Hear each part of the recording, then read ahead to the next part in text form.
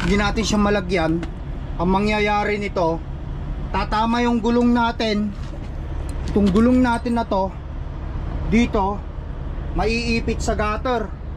Lalagyan natin ito para sa mga tropa, no, na nahihirapang i-move yung mga axle nila. Ganyan ang discarding gagawin natin. Yes!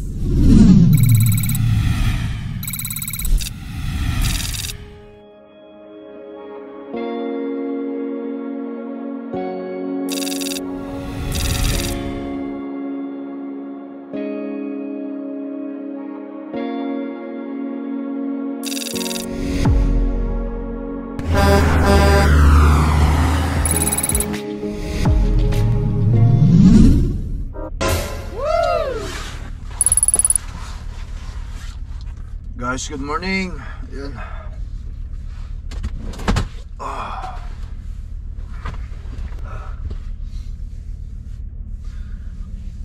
Dito tayo ngayon sa Robert, Wisconsin.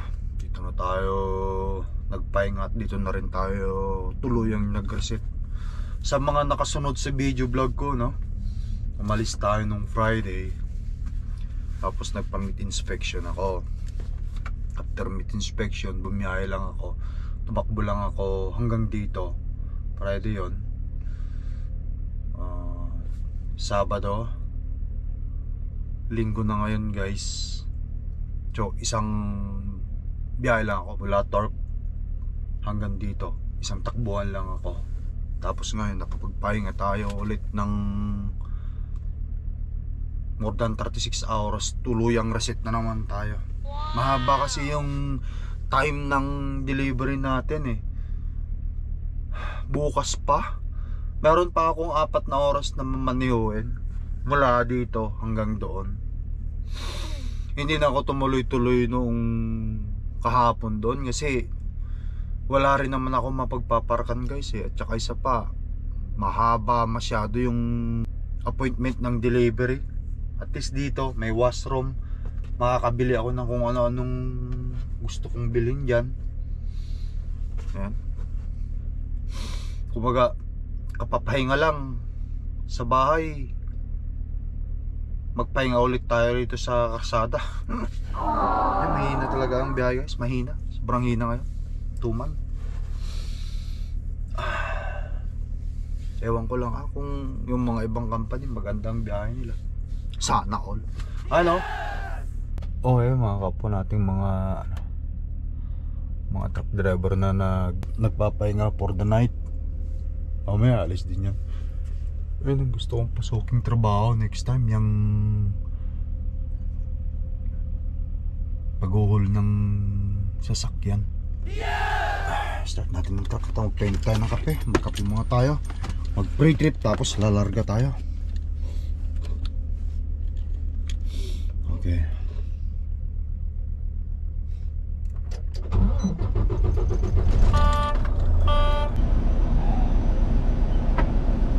Ayan. Tapos kung magkape, ikutan natin ng truck, mag pre-trip tayo. Ito, makita ninyo, pakita ko sa inyo kung ilang oras na naman akong natingga rito o naka-standby dito sa sa truck stop na to. Oh, ayan guys, nakita nyo, sleeper berth, pumapalo na naman ako ng 40 hours. Wow! Kulang-kulang 40 hours, mamaya pa tayo alis. Kape muna tayo.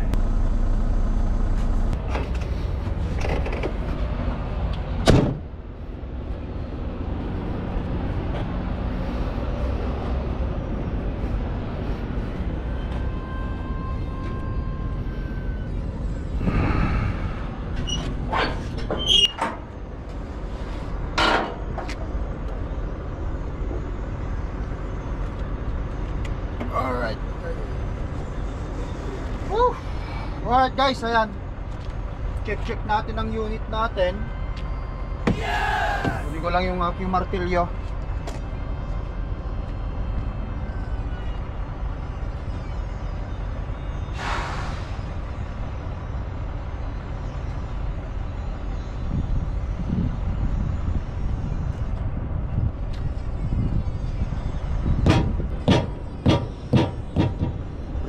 tayo guys, free trip na. Alright, make sure talaga natin na walang tumutulong na rito. Wala na. Na-treat na to pare, na-treat na. Baga sana treat na. Naayos na rin sa wakas guys. Wala na tayong problema muna sa truck. Sana tuloy-tuloy munang walang problema ang truck para makabawi-bawi tayo. Ay na nga yung biyahe natin, tapos tuloy-tuloy pa yung pagpapagawa ng truck. Nako! Paktay na! Ay nako! Mahirap kung tuloy-tuloy ang pagpapagawa ng truck. Sa hina ng biyahe. Malapit na rin na naman tayo magpa-change oil. Siguro sa ano na lang ako magpa-change oil. Malapit na rin naman ang annual safety ng truck natin sa ilalim. May mga nagsasabing kalawang na daw yung ilalim, mga chassis ng truck natin. Kalawang lang yan, mga ganyan pero hindi basta-basta mapuputol. Nakadesign yung mga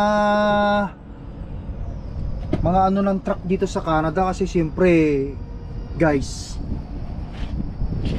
dito sa Canada kapag winter nilalagyan nila ng salt ang karsada. Matapang yon para pang tunaw yon ng ng yung snow kapag nag-build up. Ayan. Hindi mo mawawala yan. At saka siyempre 4 na taon naman na itong truck natin. Anong expectin natin? Kung ayaw mong madumihan, makalawang ang iyong truck, kung bibili ka ng truck o mag-owner operator ka, simple lang ang sagot dyan. Huwag mong ibiyahe. Kumutan mo sa bahay nyo. Ganun lang yan. Ayan guys, sagutin ko lang yung nagtatanong sa akin at nagsasabing kalakalawang na daw yung truck. Yan. But anyway, at least kahit paano nakaabot tayo ng 4 na taon sa pagiging owner operator. Magli5 taon tayo next year. Guys napakalinis ang ilalim. Ito ang gusto ko sa truck ko ngayon. Maayos. Walang kalik-klik. Yun. Thank you Lord. Sana tuloy-tuloy lang. Okay, ikot tayo sa kabila. Check natin lang lahat bago tayo bumiyahe para masigurado walang aberya. Ayos.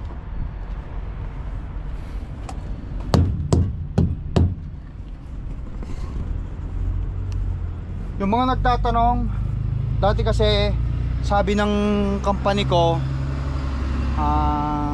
ang iniwasan lang nila talaga is wag lang ipakita yung mga establishmento ng mga company na pinipikapan namin at dinideliveran namin. Kasi alam nyo naman yung ngayon, yung kompetensya ngayon. Siyempre pag nasilip nila yon, pwede nilang kontakin, pwede nilang pababahan yung presyo para makuha ng ibang company o trucking company. Yun ang ayaw nila. Hindi nila pinagbabawal na wag mag-vlog, pero yun lang talagang sinasabi nila sa akin. Wag ipakita ang pangalan ng pinipikapan, pangalan ng dinideliveran, pati yung load information, kasi nandun yung cellphone number o telephone number, pati price. Kasi alam niyo naman, revenue ko, binibigay na yung presyo ng load ko kada pick up. Nandun na yun. Yun. Alright. Okay. Ngayon, maayos naman sa ilalim. Make sure lang natin walang naglilik dyan. Ayos. Fully plated itong ating inflated pagkabilaan. Alright.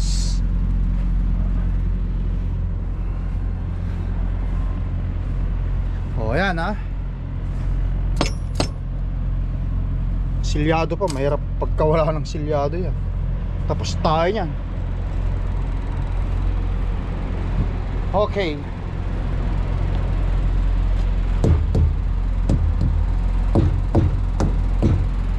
Ito yung problema ko guys, kasi doon sa drive tire overweight ako ng 400 pounds, isang butas kung tutusin. Ina-adjust ko ng ina-adjust. Nung pinick up ko ito, hindi talaga, ayaw talagang may adjust. Kaya naman ang gagawin natin pag-adjust ngayon dito, since ito dito yung butas natin, andito yung hole, andito siya ngayon. Itong pin na to, no, gusto kong i-diretso rito, papuntahin dito. Kaya kailangan i-adjust ko para itong axle, itong butas na to may tama ron. Para at least kahit paano dalawang butas, 800 pounds. Okay? Ayan, ayaw niya. So ang gagawin kong diskarte ko, since andito tayo sa gutter na to, subukan kong i-atras para sa ganun itong gulong natin na ito tumama rito para meron siyang pwersa. Kasi hirap na hirap talaga akong gawin nun eh. Wala kasi akong kahoy na pwede kong ikalang dito para sa ganun may usod. Kasi ang nangyayari kasi kapag ina-atras kong ganon, pati itong gulong umiikot pa rin. Hindi ko nga alam bakit ganon. Kaya ang problema rito, mayroon sigurong problema ito o loss siguro, naglo-loss yung basta ewan ko. Pero na-google ko at nakita ako sa YouTube, siyempre DIY, no, paano gagawin. Subukan natin since andito na tayo sa gutter. Yan, didiskartehan natin para may adjust natin ito. Mamaya tapusin muna natin ang pre-trip. Okay, diesel, punong-puno pa.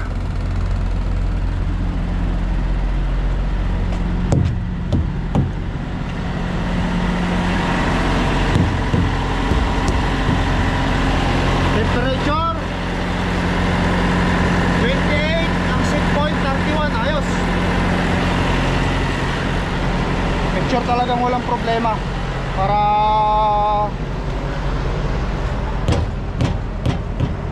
hindi tayo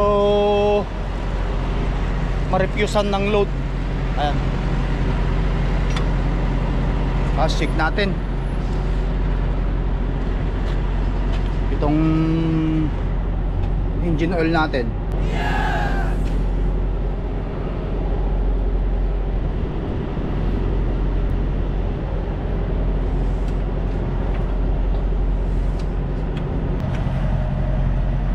Alright guys, ayan. Tama-tama pa. Nasa max out pa, nasa max level pa siya. Kita nyo dyan. Ayan, okay pa siya.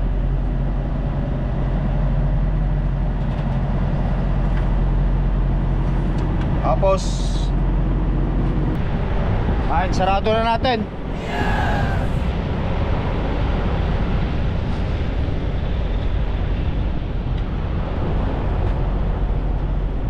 Tabang pagkakalinis nila kay Cordapia. Yes!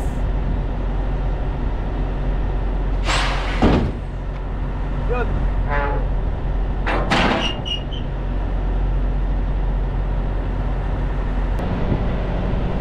Alright guys, ayan. Yan ang gusto kong maging trabaho pagka mabayarang contract. Maganda daw ang kitaan nila dyan sa car hauling na yun eh. Ayun, ayun, isa pa, car hauling. Anyway, tapos lagay ko ng sarili ko ng pre-trip guys. Pre-trip na tayo. Pre-trip ko na. On duty pre-trip.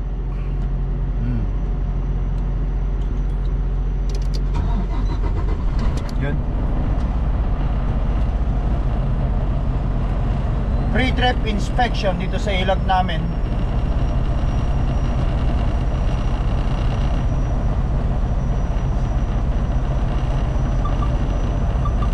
Alright.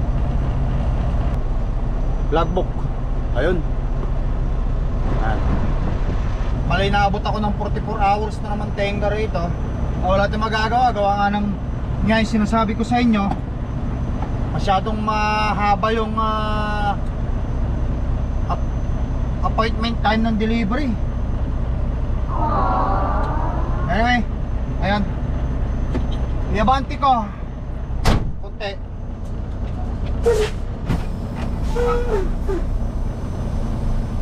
Tapos ibaba natin yung ano na yan. Tara.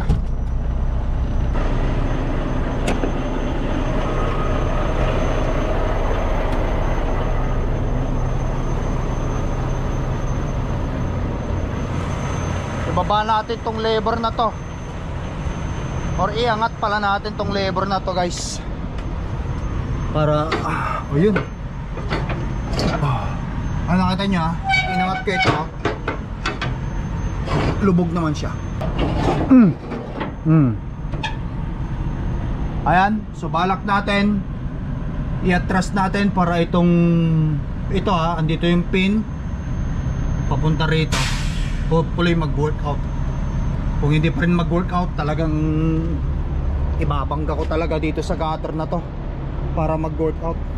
Yes! Wala tayong choice kundi pabanggain sa ibangga sa gutter eh. Alright guys, ayan, atras tayo. Mainit na, kita yung pinagpapawisan na.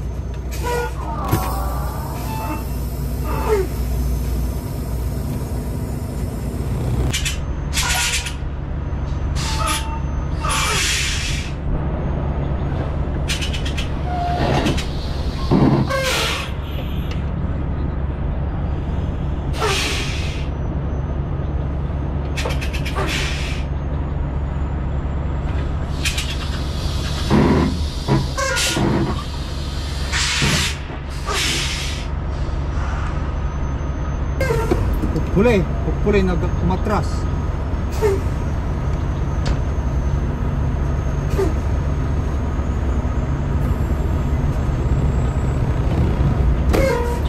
Babay natin. Wala pa rin guys, ayan, nandito pa rin, parang walang nangyari. Oh,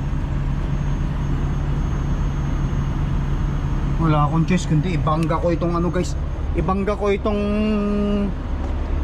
gulong ko rito sa gutter para mapwersa siya. So nga lang, baka tumama ito, hihilain naman ng ano na to. Kailangan lagyan ko siya ng ano, lagyan ko siya ng potay ng ano, ito.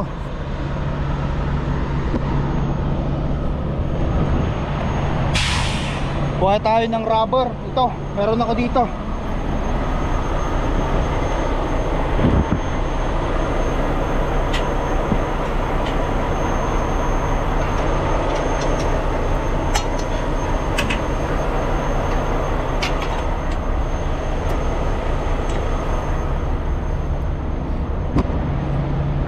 Ilagay natin to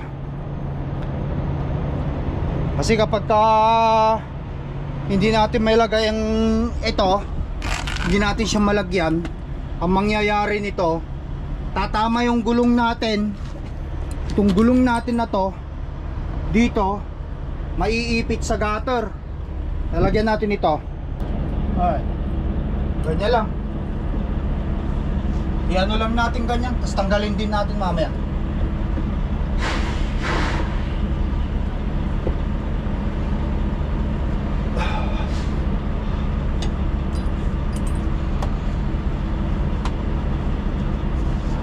Picture lang natin na hindi masira itong ating ano, kasi delikado to pagka nasira eh.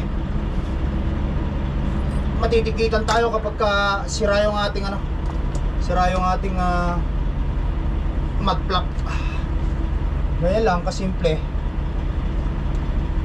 Diskarte lang natin, diskarte natin. Hopefully mag-move ha.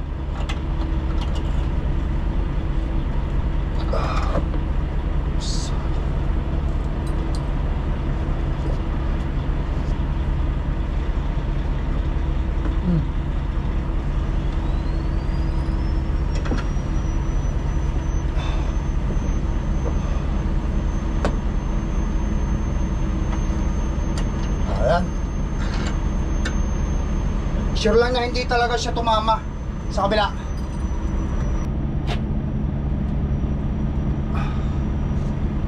Hopefully mag-workout itong ginagawa ko.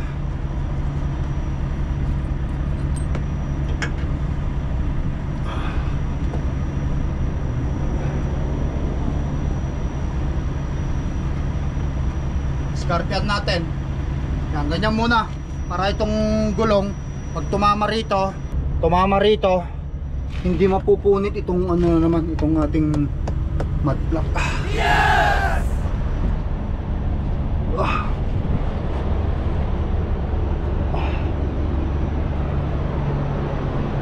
Yan.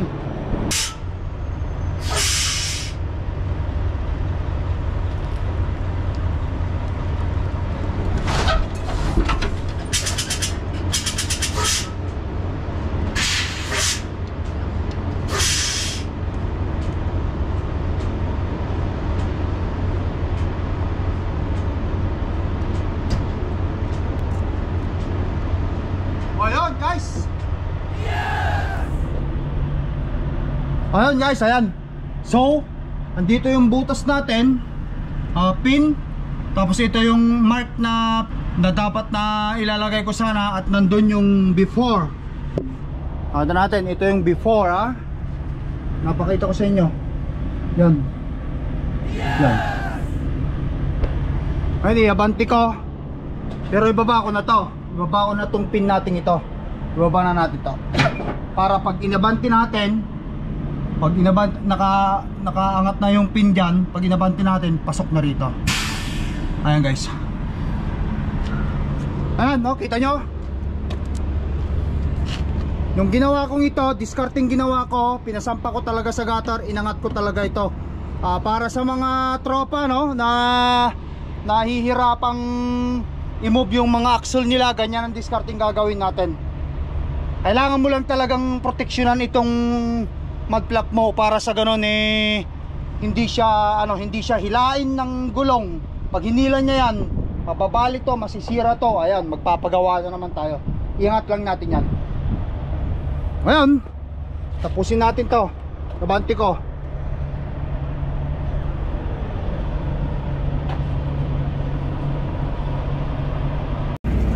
Alright guys, ayan. This time, abanti naman natin.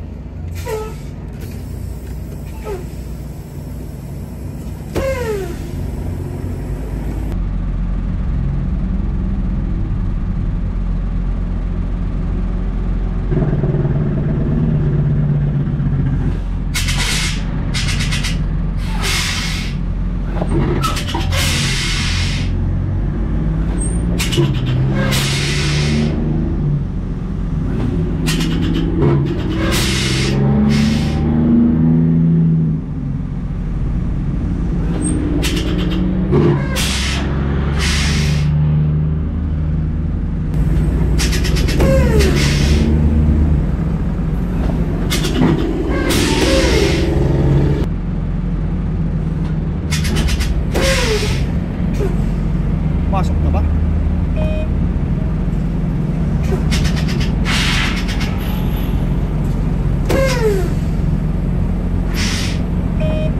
Sobrahan yata.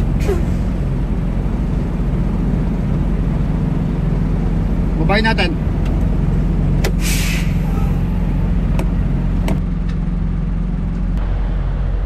Okay guys, ayaw. So ang gagawin ko na lang, total nakababa na to, isagad ko na lang na andito, iatras ko na lang 4. So 1.8. Hindi pa rin naman ako overweight. Ayaw may diferensya itong ating may diferensya itong ating itong trailer axle natin. So ito, so andito yung pin, iatras ko ulit dun sa gutter para pumasok ito. Ipatama ko ulit sa gutter.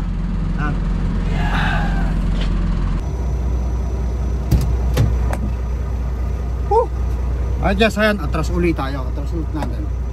Yes!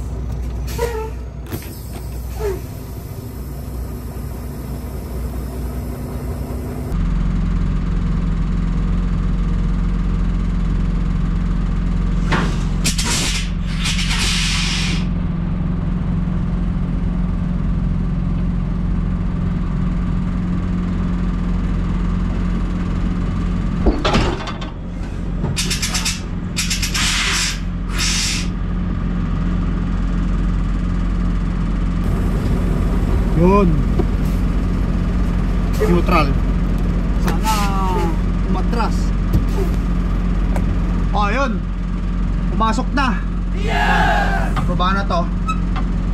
Iabante ko na lang, laro-laruin ko para pumasok ito. So bali ang nilagay natin 1,800 ang nilagay nating bigat dito sa trailer natin. Ayos lang yan. Ayan. Abante natin. Atras abante hanggang lumabas yung kanyang pin.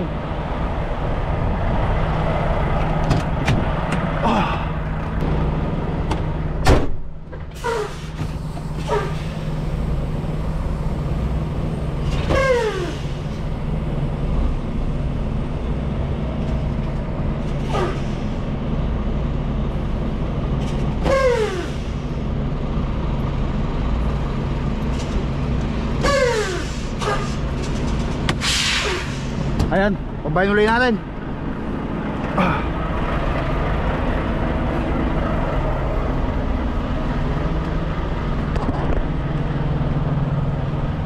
Panigurado, pasok na to. Bumaba na yung ano niya. Ayun, ayos. Pasok na guys, oh. Ayan. So, yun nandun dati. Sobra ako ng 400 doon sa ating drive. So nag-adjust tayo, nag-atras tayo, naglagay tayo ng bigat na bali 4 na butas, 400 times 4 na butas is 1,600 ang minus natin sa drive. So ang mangyayari, magiging 3-3 ako sa drive. Hit natin doon. Pero for the meantime, for the time being, tanggalin ko na to. Yes!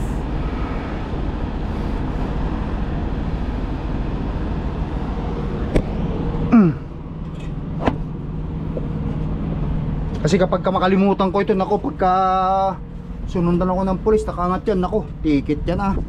Violation yan na malinis. Yan, ganyan lang ang discarding gagawin natin guys. Tama lang natin siya sa gutter na yan. Pag may gutter kayong makita. Okay, let's go.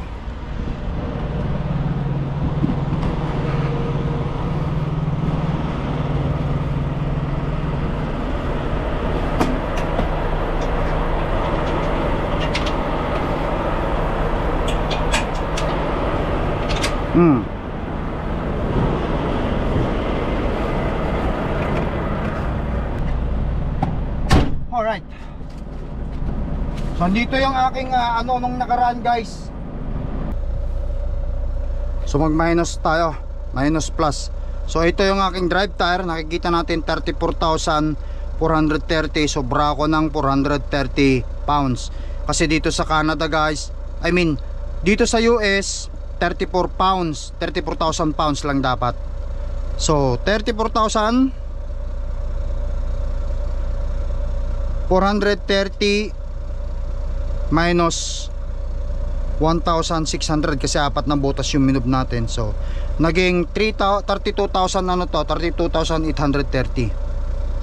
So 32,830. Ngayon dito mag-plus tayo ng 1,600. Sana hindi sumobra. Kung hindi mag-a-adjust uli ako. So 32,604 plus 1,600. Oh, 34,200. 34,200. Okay na yan. Basta wag lang susobra ng 700 or 600 kasi mayroon pa rin naman tayong susunuging diesel eh. Ayan oh, katulad nyan oh. Magsusunog tayo ng diesel kasi larga na tayo. Okay guys, ayan ano, na-adjust na natin. Ganun lang kasimple ang discarding gagawin natin. Ako hindi ko rin naman alam yan dati. Akala ko sa tuwing ayaw tatawagan ko dispatch o shop namin para magpadala ng gagawa. Ginugal ko. Ang nangyayari kasi yan, puro kalawang na yung chassis. Minsan sumisikip na rin. Yun ang nangyayari. Ang gagawin dyan, i-atras mo lang sa gutter tulad ng ginawa natin. At pagkatapos lagyan mo ng secure o i-secure mo yung mud flap. Otherwise pag yun kinain ng gulong, sira yun. Problema naman. So hanggang sa muli natin pagkita guys. Thank you for watching. Ingat kayo lagi na. Salamat sa panonood. You all here in my heart. Peace up. Yes! Bye.